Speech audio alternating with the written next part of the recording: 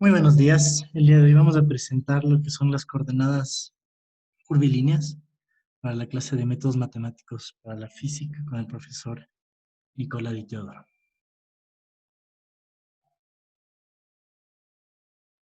Coordenadas curvilíneas. Primeramente, ¿qué son las coordenadas curvilíneas, no? Para este video suponemos que el asistente tiene conocimiento previo sobre cambio de coordenadas y coordenadas que sean dos dimensiones basta.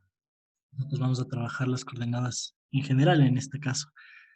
Ok, ¿qué son? Las coordenadas curvilíneas son un sistema de coordenadas, valga la redundancia, en un espacio euclidio, cuyas líneas pueden ser curvas. Estas coordenadas provienen de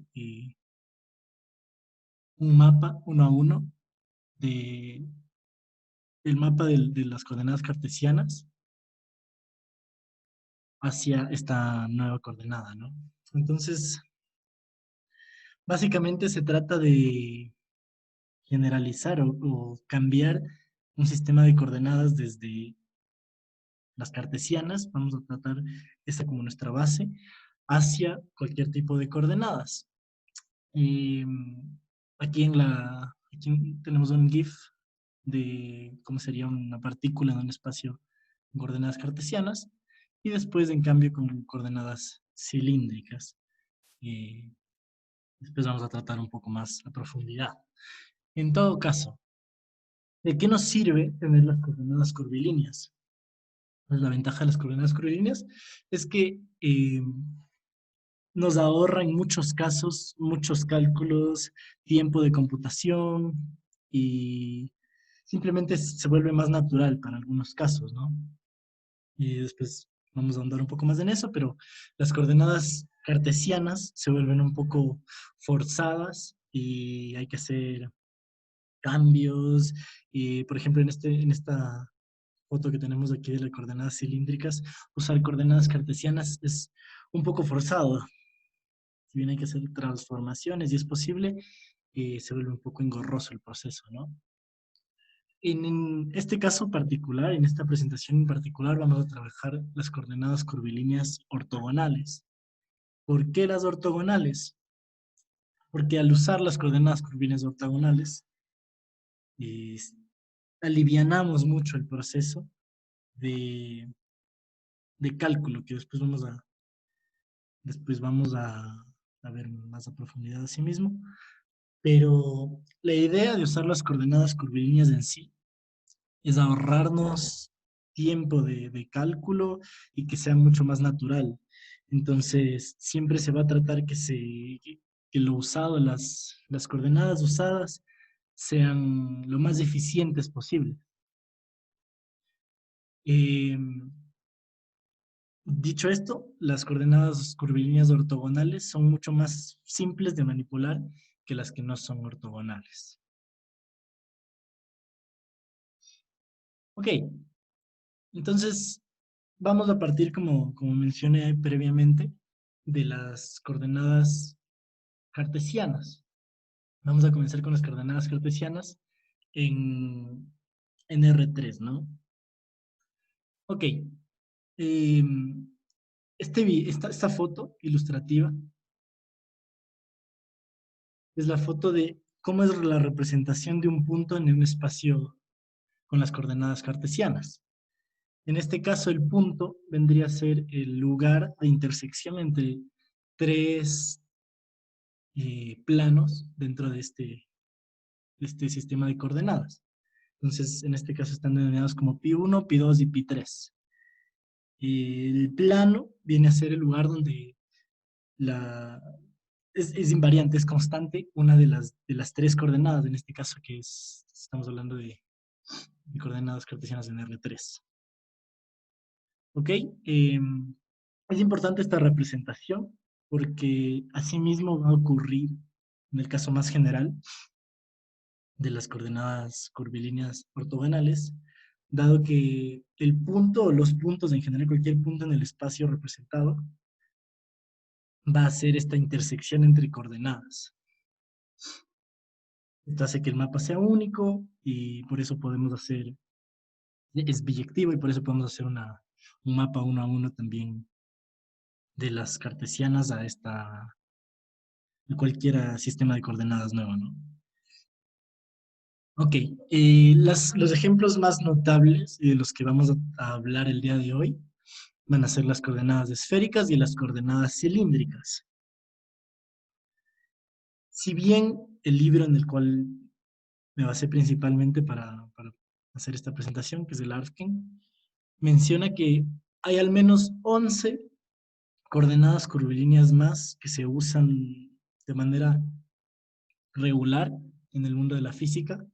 Estas son las que son más importantes, más repetitivas, digamos así, pero sobre todo que, por lo menos a la fecha de que está hecho este video, que es en octubre del 2020, ya la capacidad de computacional de nuestros procesadores es lo suficientemente grande como para que no sea necesario tener la geometría exacta del problema, sino que se puede computacionalmente, partiendo de coordenadas cartesianas, esféricas o cilíndricas, llegar al objetivo.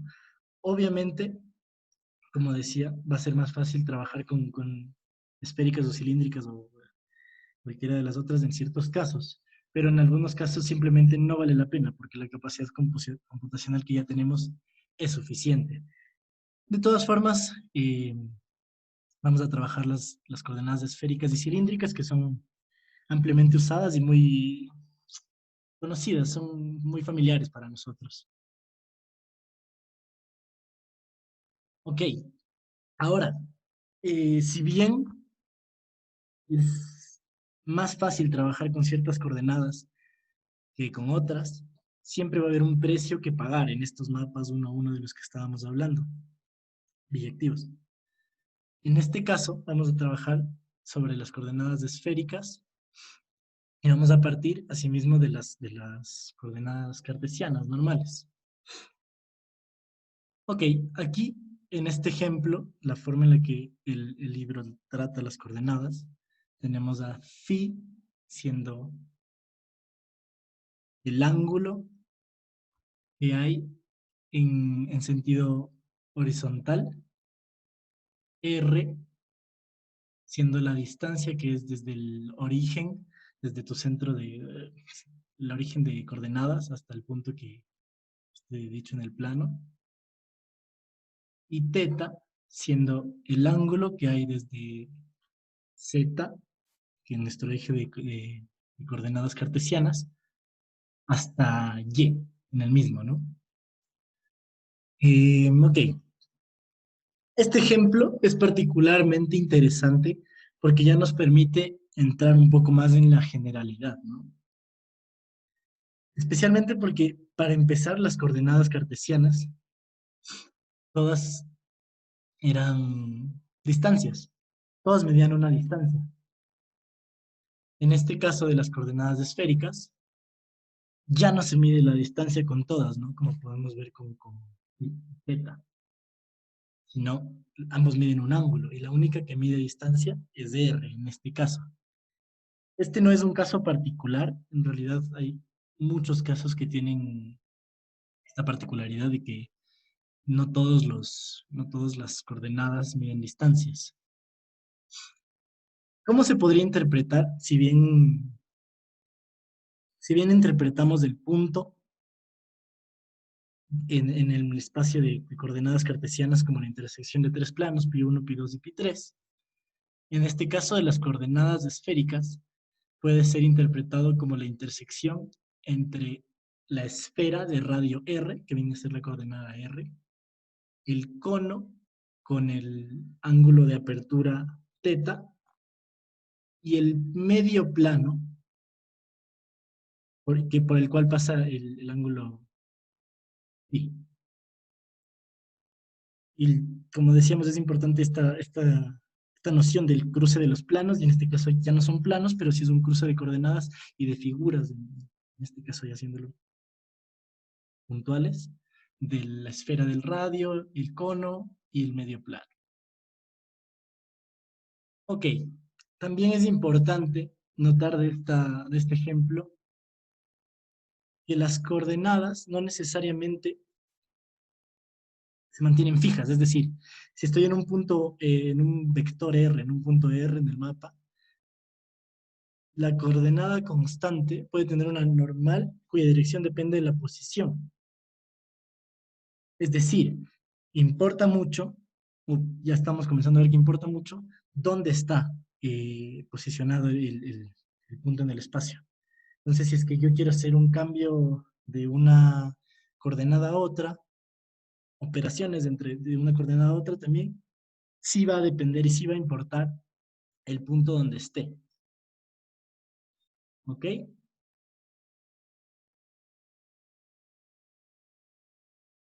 Entonces,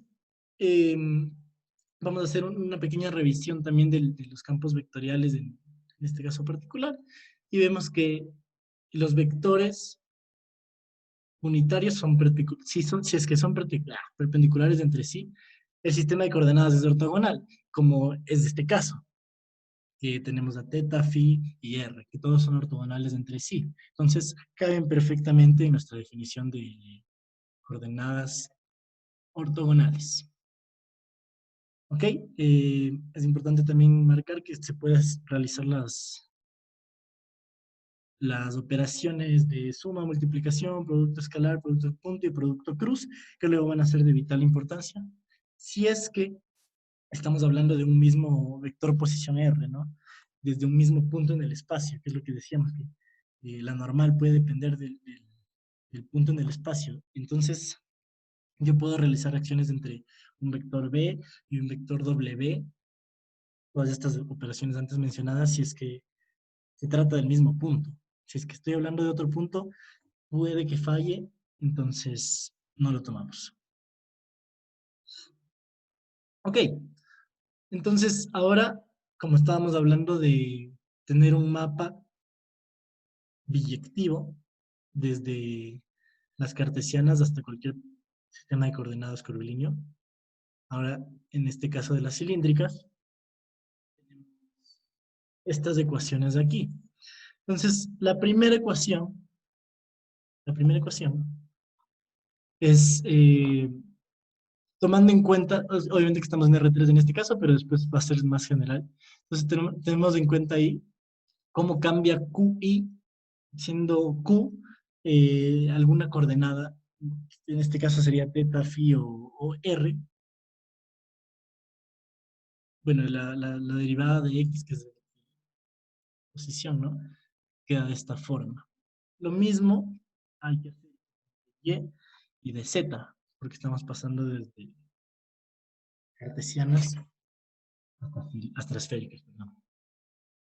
El vector posición, la derivada del vector posición se vuelve de esta forma, que nos recuerda a la distancia euclidiana.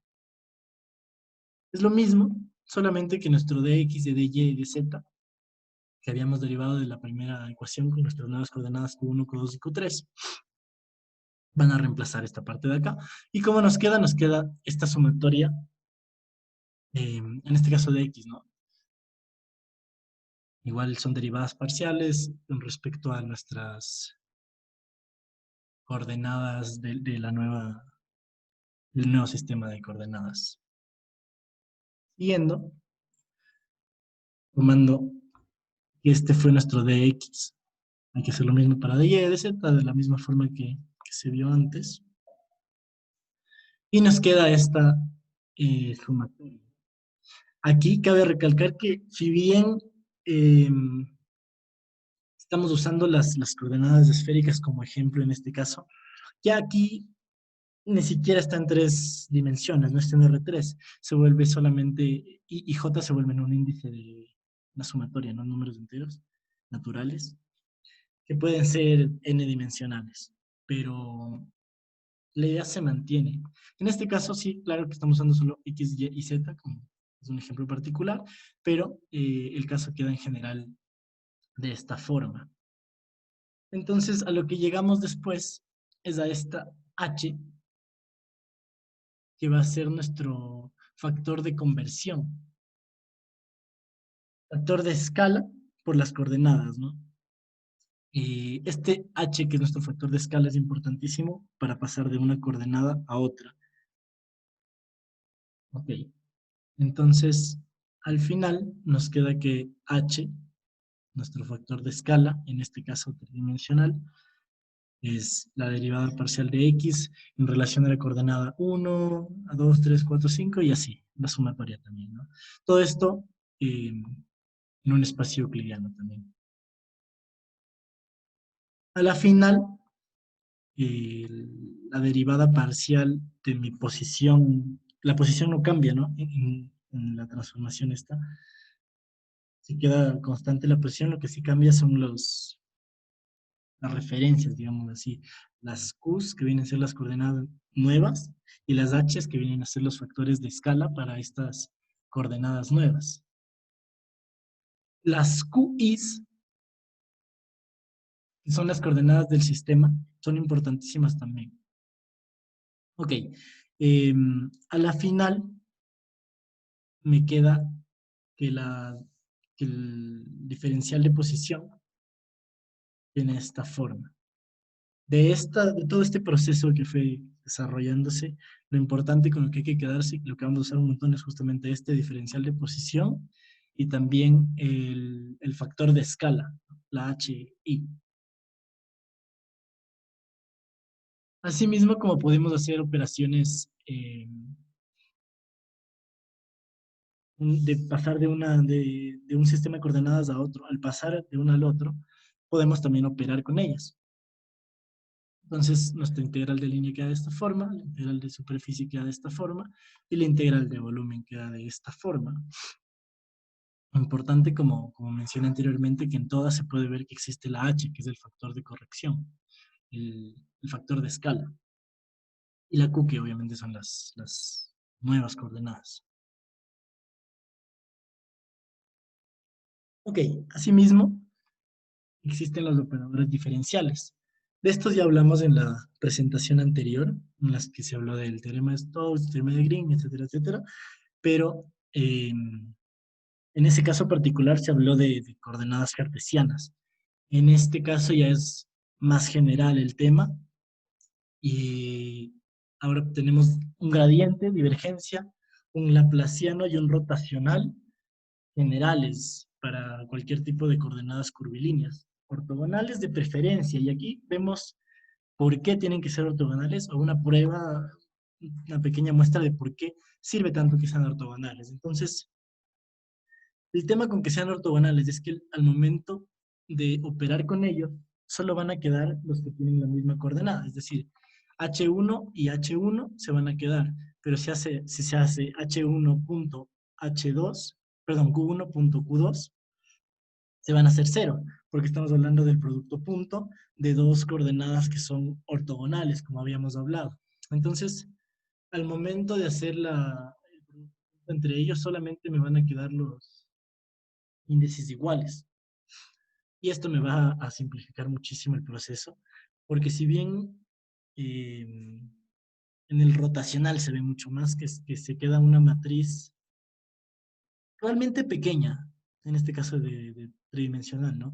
Realmente pequeña, pero queda de esta forma nada más porque son ortogonales. Esta no es una definición general para todas las coordenadas curvilíneas, solamente es una definición para las coordenadas curvilíneas ortogonales. De ser diferente el caso, sería una matriz mucho más grande porque no se eliminaría ningún término.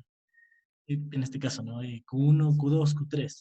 Entonces, Q1, Q2 se elimina, Q1, Q3 se elimina, pero si no fuera así, nos quedaría mucho más grande esta matriz y sería mucho más engorroso y poco práctico el cálculo del que estábamos hablando.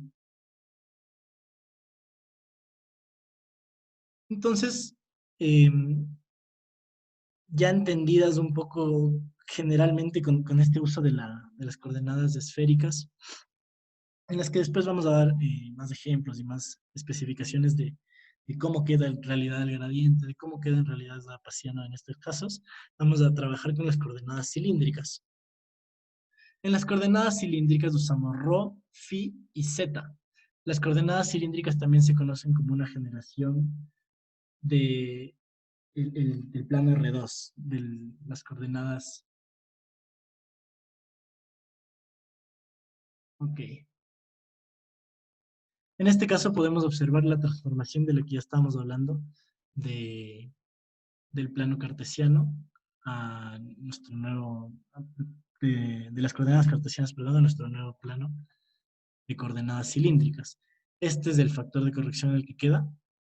Se ve que se mantiene Z, nos queda phi, que es el ángulo que también representaba phi en las coordenadas esféricas, solo que en este caso ya no tenemos teta, que bien que era en el caso de las esféricas desde Z hasta Y, el ángulo de Z hasta y sí se mantiene rho, que aquí es rho y ya no es R, pero es lo mismo, y Z que se mantiene de las coordenadas cartesianas. Ok, es importante también mencionar que rho es cualquier valor real desde 0 a infinito.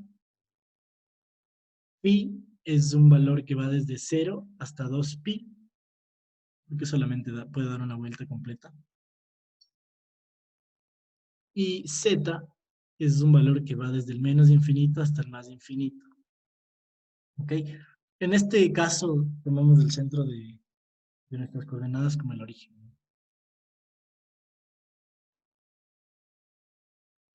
Ok, tenemos entonces los operadores diferenciales para este caso en particular. Entonces, tomando lo que habíamos hablado, las fórmulas de las que habíamos llegado con el gradiente, la divergencia, el laplaciano y el rotacional, nos queda de esta manera en el caso particular de las coordenadas cilíndricas.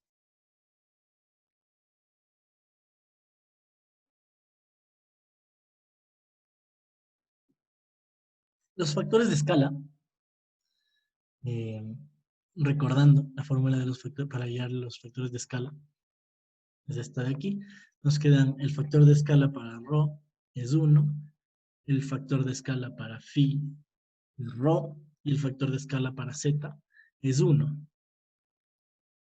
¿Ok? Y los elementos de desplazamiento, área y volumen quedan de esta manera.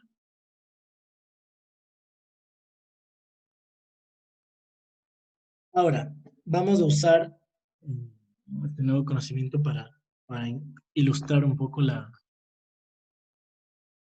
coordenadas con la ley de Kepler. En esta imagen, en este GIF, podemos apreciar por qué se usaría las coordenadas cilíndricas en este caso, ¿no?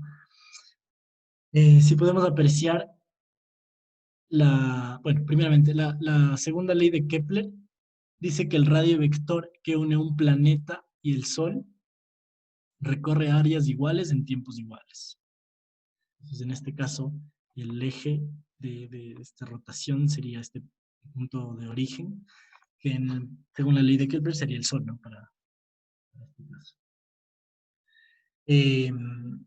Aquí podemos ver por qué se usan las coordenadas cilíndricas. Lo importante para saber qué coordenadas se deben usar es ver la geometría del problema. Entonces, en este caso, como podemos ver, se genera un rectángulo que está barriendo en cierta forma con sus vectores el área por el cual recorre la órbita alrededor del Sol. Obviamente, esto es porque lo vemos solamente como una visualización, una ayuda bidimensional, pero en el ejemplo real, que viene a ser el tridimensional, ya no es simplemente un rectángulo, sino se convierte justamente en un cilindro. ¿Ok? Entonces, en este caso, es mucho más fácil realizar cualquier tipo de cálculo desde las coordenadas cilíndricas. Vamos a suponer que ya calculamos, porque ya habíamos calculado antes, ya hemos mostrado cómo es el factor de corrección, el gradiente, etcétera, etcétera. Entonces, con el ejemplo. Eh, Vamos a comenzar recordando que el momento angular, que es L es igual a R cruz la derivada de la posición en el tiempo. Y para simplicidad, vamos a considerar eh, la masa del planeta constante. Y también tenemos aquí la, bueno, fórmula de la derivada de la posición en el tiempo. Estos puntos de aquí son la notación de Newton para las derivadas del tiempo. A los físicos les gusta mucho.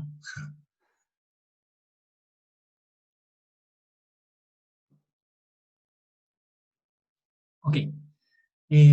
La fuerza gravitacional es de la forma, tiene la dirección R en este caso. Es decir, va hacia el Sol en el caso del planeta de acá.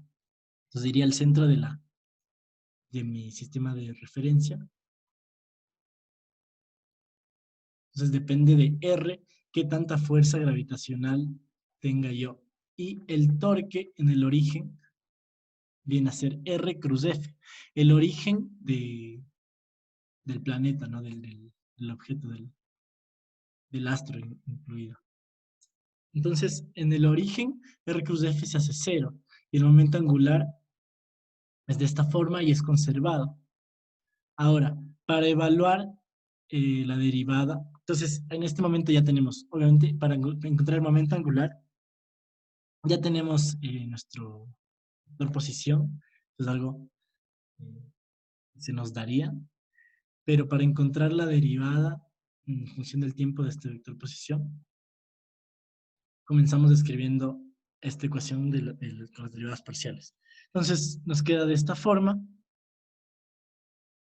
donde recordábamos que R cruz F eh, se desvanecía cuando estaba en el origen, y podemos concluir en este caso, dado que solamente depende de R y no nos queda ningún R en la ecuación, podemos concluir que el resultado es constante. Entonces, bueno, ya como para concluir, podemos decir que si es que hacemos la identificación de ρ al cuadrado y por la derivada de teta, de phi, perdón, nos queda dos veces el área, la derivada del área sobre el tiempo. Entonces, vemos que es constante, como habíamos dicho, y nos da un valor específico y queda ya demostrada la segunda ley de Kepler. Le decía que el radio vector que une un planeta y el Sol recorre áreas iguales en tiempos iguales. Ok, con esto avanzamos a las coordenadas esféricas. Asimismo, la transformación esta vez depende de R. Pues ya habíamos ahondado un poco de qué significa cada coordenada, pero bueno, depende de R, de teta y de phi, ¿no? Aquí tenemos una representación de las coordenadas esféricas, bueno, de un punto en las coordenadas esféricas. Y es importante denotar que también las coordenadas esféricas son ortogonales entre sí. Entonces nos van a simplificar un montón de cálculos. Ok, los operadores diferenciales, usando las fórmulas previamente mencionadas y vistas, nos quedan de esta forma. Sí, son un poco más largas, un poco más contundentes que las cilíndricas, pero funcionan de la misma forma. Entonces, la idea es que sin importar el sistema de coordenadas, con la generalización que hemos tenido, debe funcionar de la misma forma. Entonces, vamos a ver ahora sus factores de escala.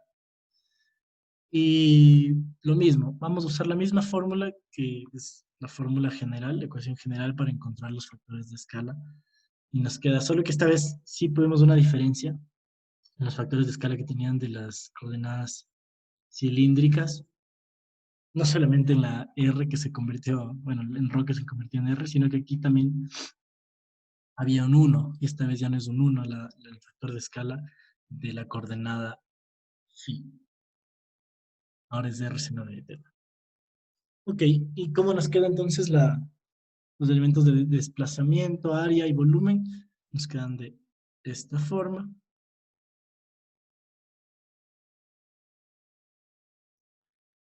Y en el caso particular de las coordenadas esféricas, vemos un ejemplo más concreto de por qué qué es lo que sacamos realmente transformando desde las coordenadas cartesianas a las coordenadas curvilíneas en general, ¿no? En este caso esféricas. Eh, Vemos esta curiosidad bueno, no es curiosidad, este hecho matemático de que la integral de la superficie va a ser 4pi cuando el radio no varía.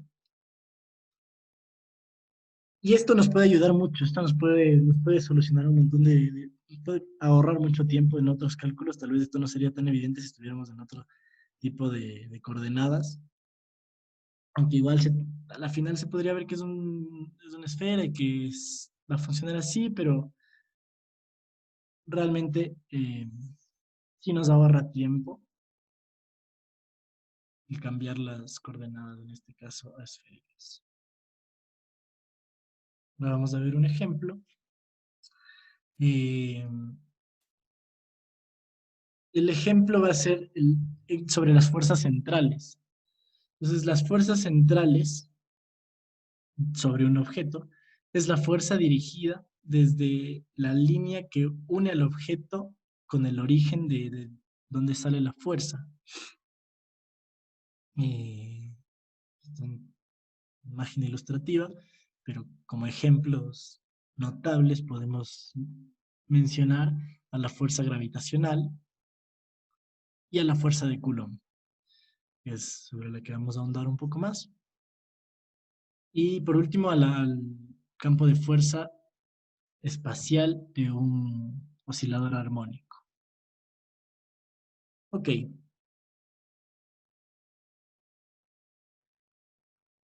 comenzamos entonces definiendo lo que son el gradiente, la divergencia, de nuevo, todo lo mencionado anteriormente, pero eh, en el libro, hasta este punto, se había hecho con coordenadas cartesianas y quedaba, bueno, un proceso súper complicado para llegar a este resultado, que hubiera sido mucho más fácil con coordenadas esféricas.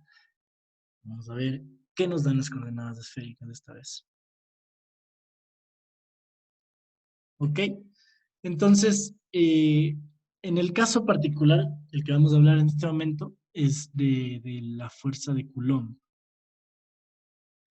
Entonces, en la fuerza de Coulomb, vamos a usar esta constante de carga y nos queda que el potencial eléctrico tiene esta forma del menos el gradiente del vector posición igual a esto. Entonces, usamos la divergencia, es decir, el producto punto entre el gradiente y el vector, y obtenemos esto. Ahora, en el caso de la fuerza de Coulomb, el, el N que está dentro de aquí es igual a -2. Y eso obviamente haría que se haga cero, la ecuación en general. Para cualquier punto menos R igual a cero, ¿no? N es igual a -2 para cualquier punto diferente R igual a cero. Y nos queda esta muy sucinta ecuación, que hubiera sido mucho más complicada en el caso de usar otro tipo de coordenadas que no sean las esféricas. Nuevamente, depende mucho de la geometría del problema. En este caso, la geometría del problema de la fuerza gravitacional o la fuerza de Coulomb es esférica. Por eso es fácil darse cuenta que solo depende del radio, en este caso, y no del ángulo. Okay. Siguiendo. Bueno, como había mencionado, en el caso de Coulomb, el n va a ser igual a -2 y nos va a quedar que el producto punto entre la divergencia va a quedar igual a 0, por lo que habíamos hablado que n se hace -2 y queda el producto punto queda 0. ¿Y esto qué significa? Bueno, primero acabamos de realizar los cálculos y nos queda, pasa de ser esto que es lo general a este caso particular de la fuerza de Coulomb. El rotacional, el producto cruz de la divergencia, nos va a quedar cero. Eso significa y confirma que las fuerzas centrales no son irrotacionales. Entonces esto tiene mucho sentido y nos ahorra un montón de cálculos solamente por tener esta- este planteamiento en coordenadas esféricas. Ahora, si bien mencionamos anteriormente que existen cerca de 11, más de 11 coordenadas curvilíneas ortogonales usadas en la física, el libro también menciona que para la fecha de hoy, 2020, y para la edición del libro, para la tercera edición del libro de Arkin, ya se eliminaron muchas de estas coordenadas, porque no eran necesarias. Ahora, solamente incluso sí, incluso en el libro dejaron de dar información sobre estas coordenadas, porque la fuerza computacional que poseemos hoy en día hace que sean irrelevantes saber todos estos. Y a la final, estas coordenadas curvilíneas nos permiten no tener que saber nada de memoria como tal, de todas los tipos de coordenadas y el factor de corrección y nada. Nos dan una forma generalizada que sirve en n dimensiones, aunque bueno, en este caso solamente nos hemos enfocado a las 3 dimensiones, que sí es mucho más fácil la visualización en este caso, pero sí funciona en n dimensiones. Y de esta forma también podemos aplicarlo en cualquier tipo de aplicación de estos, del gradiente, de la divergencia, del laplaciano, el rotacional, de estos operadores diferenciales. Eh, por ejemplo, lo que habíamos mencionado anteriormente, se puede tener una versión cilíndrica para el teorema de Stokes, teorema de Green, etcétera, etcétera, etcétera. Entonces, para mostrar o para ahondar un poquito más en estas 11 ejemplos de los que no hablamos, vamos a comenzar solamente para tener una idea, a mostrar cómo son estas otras posibles coordenadas, ¿no? Entonces, la primera que vamos a mostrar son las coordenadas cilíndricas parabólicas, ¿no? Entonces, eh, ya en estos casos, al igual que todos los anteriores, en este gráfico se puede ver que un punto viene siendo la intersección entre 3 planos o 3 figuras o 3 curvas en el espacio. ¿Ok? Todo igual funciona de esta misma forma y estas también son ortogonales. Siguiente, vamos a ver las coordenadas parabólicas. Eh, También el punto negro es un punto en el espacio cualquiera que está representado justo por esta intersección de las 3 curvas. Ya no son 3 planos tampoco. En este caso sería un plano y 2 curvas.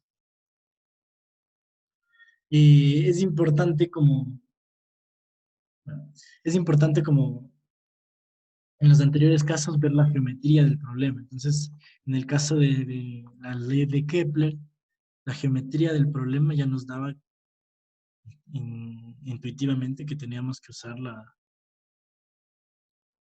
coordenadas cilíndricas.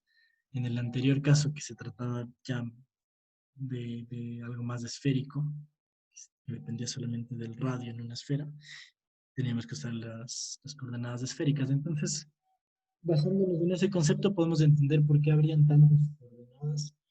eh, y no es muy difícil ver que pueden haber muchas coordenadas ortogonales también. Entonces, siguiendo con el ejemplo, en este caso, coordenadas elipsoidales. son muy similares a las coordenadas esféricas.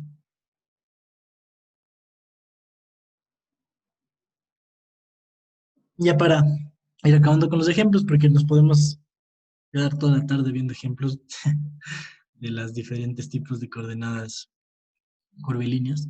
Vemos este que me parece interesante, que son las coordenadas prolate esferoidales. Eh, en este creo que queda mucho más claro que comienzan las figuras a verse como intersecciones de curvas, ¿no? Que es lo que habíamos visto incluso desde la esfera, que, bueno, era el cono y era un semiplano y era una recta, pero en este caso se ve mucho que se trata de una elipse y dos hiperboloides y y un plano. Entonces, si vamos hacia atrás, podemos ver que todos son estas curvas intersecadas. Ese es el factor común. Obviamente, bueno, estas también son perpendiculares. Y estas que, bueno, las coordenadas toroidales que son muy complicadas. Estas son interesantes porque son muy complicadas de parametrizar. Si es que fuéramos a hacerlas en coordenadas cartesianas. Es un gran lío si es que se tiene que usar un toroide en coordenadas cartesianas. Por suerte eh, des- tienen sus propias coordenadas también, que vienen a ser muy parecidas, en cambio, estas a las cilíndricas. Entonces, aquí también vemos y entendemos por qué solo se podría simplemente ahondar en uno, o en este caso las esféricas y las cilíndricas, para tener una visión general de lo que está pasando en las coordenadas curvilíneas. ¿Por qué? Porque si bien, por ejemplo, las coordenadas elipsoidales son unas coordenadas de por sí, es un sistema de coordenadas que se mantiene por sí solo, son similares a las coordenadas esféricas. Y en este caso, las coordenadas toroidales son similares a las coordenadas cilíndricas. Entonces, tal vez pasar desde coordenadas cartesianas a coordenadas toroidales sea un dolor de cabeza, pero pasar de coordenadas toroidales perdón, de coordenadas esféricas a coordenadas toroidales no es mucho problema. Ahora, aquí me parece interesante hacer una analogía con algo que ya conocemos o nos bajamos de dimensión, digamos así, y recordamos que en geometría analítica, por ejemplo, si tenemos un cono y al cono lo cortamos en secciones, como se ve en la foto de la izquierda, en la imagen de la izquierda, si le hacemos un corte transversal completamente, se hace una circunferencia, o queda la figura que sería cortada, digamos así, en una circunferencia, con un ángulo, una elipse, con un ángulo tocando la base de una parábola, y así, en hipérbola. A la final, eh, si intentásemos hacer esto en, ya no para hacer un plano o para hacer una figura en un plano, sino para hacer coordenadas esféricas, se vería algo así, tal vez podría abstraerse a un corte de algo así, pero es mucho más complicado. Vemos que ya se complica mucho más y que sí, esto también es lo que nos da tantas posibilidades de tener coordenadas, ¿no? Básicamente cualquier figura eh, podría convertirse en un sistema de coordenadas, si es que está bien definido, es decir, si es que existe este mapa proyectivo de los cartesianos de este nuevo sistema de coordenadas. Incluso podría encontrarse ejemplos graciosos como las coordenadas curvilíneas que son biyectivas a un perro o a una puerta o a etcétera, etcétera, etcétera, porque al final lo que importa es la geometría del problema. Entonces, eh, si bien en unos problemas es muy evidente que tenemos que usar cierta geometría u otra geometría, el uso en general de las esféricas o de las cilíndricas y de las cartesianas, que serían las tres principales y más usadas, pero también con más razón más usadas, y pueden llegar a ser cualquier tipo de figura, ¿no? Entonces, muchas veces, como vimos, voy a dar este ejemplo de las coordenadas de perro, de silla, que sería una cosa que seguramente no sería ortogonal. Probablemente se pierda mucho más transformando estas coordenadas desde cartesianas hasta estas coordenadas de perro, porque no van a ser ortogonales, va a ser un lío, y cuál sería el factor de corrección. Entonces se vuelve mucho más complicado y podemos ahí entender por qué, de dónde sale esta broma, ¿no? Que, que los físicos aproximan una vaca a una esfera. Y a la final entendemos por qué, porque si es que tuviéramos que hacer tal vez unas coordenadas de vaca, sería muy complicado y sería casi imposible y se nos hace mucho más sencillo aproximarlo a una esfera, a un corte de una esfera, como se ve en esta foto, en esta imagen. Pero en general, en teoría, se podría tener cualquier tipo de coordenada curvilínea en el espacio, siempre y cuando tenga este mapa uno a uno biyectivo desde los cartesianos, desde las coordenadas cartesianas. Y bueno, muchas gracias por la atención.